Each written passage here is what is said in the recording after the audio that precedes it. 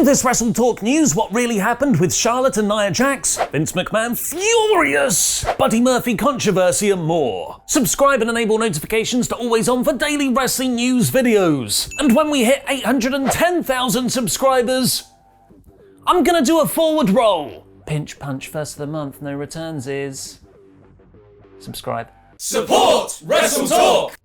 On Monday's Raw, Charlotte Flair and Nia Jax decided to party like it was Brawl for All 1998, where the second half of their match descended into a weird sequence of realish looking slaps to the face, no selling, and Jax refusing to take moves. Shibata and Ishii have nothing on Flair and Jax. It was so fascinatingly weird and clumsy, they both trended on Twitter the following day. Dave Meltzer said on Wrestling Observer Radio that he'd heard it was a worked shoot, where you pretend to be actually fighting while you're already pretending to fight. But according to PW Insider, they did actually come to non-worked shoot blows. Even I'm confused now. The site reported there was a breakdown in communication throughout the match, which led to both wrestlers getting legitimately physical with each other. But while Jax appeared to recklessly drop Charlotte on her neck and shoulders several times, and the two looked visibly annoyed with each other following Nia's win, apparently there was no issues between them backstage following the match. Putting the professional in professional botching wrestling. It doesn't bode well for what appears to be a Jax vs Flair title program heading into Extreme Rules.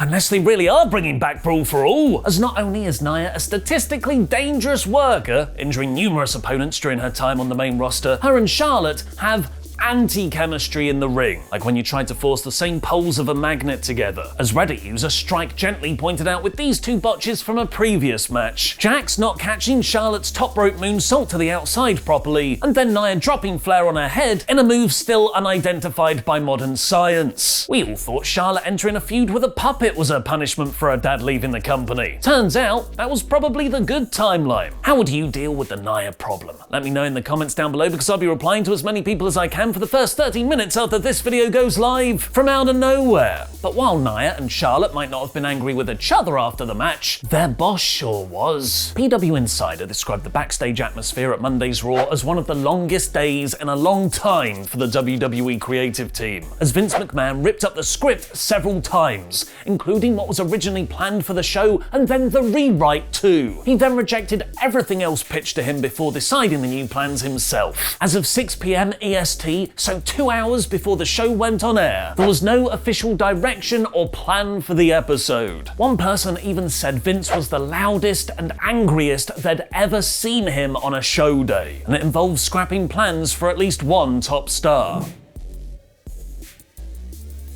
Despite seemingly setting up a women's title feud with Flair on the post-SummerSlam Raw last week, Alexa Bliss was nowhere to be seen on Monday's episode, with WWE seemingly changing the direction to Flair vs Nia Jax, which worked out great. Bliss vs Flair was set to take place after the success of Alexa's Lily Doll sales on WWE Shop, to the extent where they keep running out of stock. And WrestlingNews.co have reported there were plans for Bliss to appear on Monday's episode before McMahon ripped up the script. Bliss then confirmed herself she didn't miss Raw, I was very much there, crying with laughter face emoji backstage, and simply sent a shrugging woman emoji to a fan asking where she was on the show. It's also been reported that The Miz, who was advertised for a blood feud match against John Morrison that never happened, wasn't even backstage. Asuka has also been weirdly missing from Raw, with her last match being the Women's Money in the Bank ladder match in mid-July. It's been reported she's been backstage for tapings, but creative currently have nothing for her. However, she might now have revealed the actual reason for her absence, tweeting, "I finally got new teeth. It took 6 months since I lost my teeth," with a photo of her and her dentist. I don't want to cause undue alarm, Asuka, but it looks like the dentist just operated on your arm. Your arm isn't your teeth. Of course, this suggests that Asuka has actually been off TV because of an arm injury. Nevertheless, next time, go Britt Baker, DMD. Like one of the hottest free agents in wrestling right now, Adam Cole, baby, who appears to have celebrated his WWE contract officially expiring last Friday with a trip to his real-life girlfriend's dental practice for a checkup. The Undertaker is turning in his kayfabe grave right now. In his day, wrestlers would have celebrated by stabbing a guy and then cheating on their wives, like real men, not these cuck snowflake kids with their video games and healthy relationships. Baker tweeted, "I can confirm Adam Cole has no cavities," with a video of the two together. Adam Cole has no cavities confirmed. and the leader of the New Dark Order. But take note, free agents, while Adam Cole is over here playing checkers, teasing his status with trips to AEW-sanctioned dentists, Buddy Murphy is playing 4D chess by offending people with images referencing slavery. Today marks 90 days since the mass WWE releases that happened on the 2nd of June this year, meaning Buddy Murphy, Braun Strowman, Lana, Ruby Riott, and Santana Garrett could show up wherever they want imminently. Aleister Black was also released on the 2nd of June, but because WWE never updated his NXT contract to the main roster terms, he only had a 30-day period, which is why he debuted as Malachi Black in AEW in July. Despite being repeatedly referenced in AEW by her real-life husband, the TNT champion Miro, Lana is only currently booked for 2 sign-in appearances in wrestling, and she's set to appear on VH1's Surreal Life later this month. Garrett has teased she's making moves on Instagram. Ruby Riott has been posting highly produced vignettes on social media, now going by the name Ruby Soho, with reported interest from AEW, potentially for their women's casino battle royal at this Sunday's All Out, and Braun Strowman will apparently have an announcement at midday today. He'll reportedly use the new name Titan, and there have been rumours about him going to both AEW and Impact. And then there's Buddy Murphy.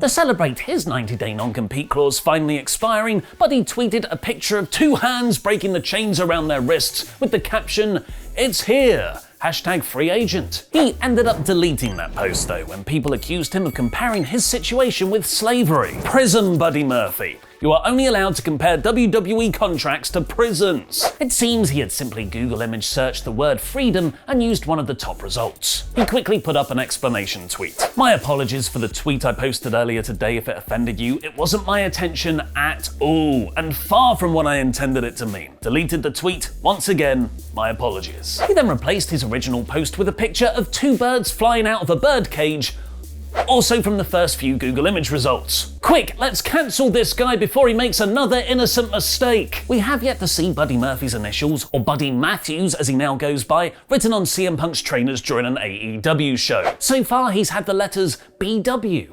AC, BD and CF scrawled on his sneakers during his in-ring segments, which just so happens to be the same initials as Bray Wyatt, Adam Cole, Bryan Danielson, and Charlotte Flair. Noted troll of wrestling fans Punk has now explained these initials to the New York Post though, saying that CF stands for Chicago Forever and AC stands for Always Chicago. He didn't explain BW or BD though, nor the Fiend referencing t-shirt he wore on last Wednesday's Dynamite. The article transcription doesn't include Punk's facial expression when revealing this, so thankfully we've actually got some exclusive footage of it.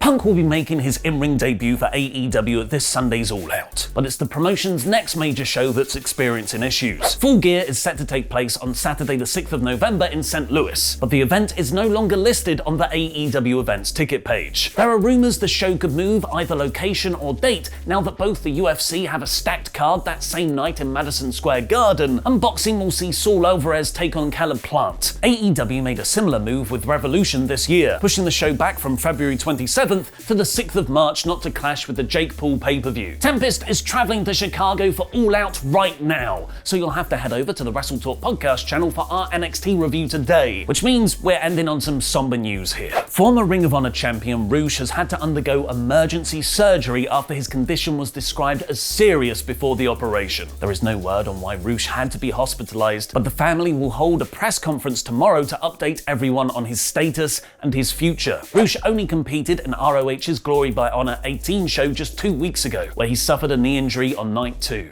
Okay, so we start everything at WrestleMania 38, April 2022, and as expected, we get Roman Reigns, the Tribal Chief, versus Rock, the Hollywood Chief, Dwayne Johnson.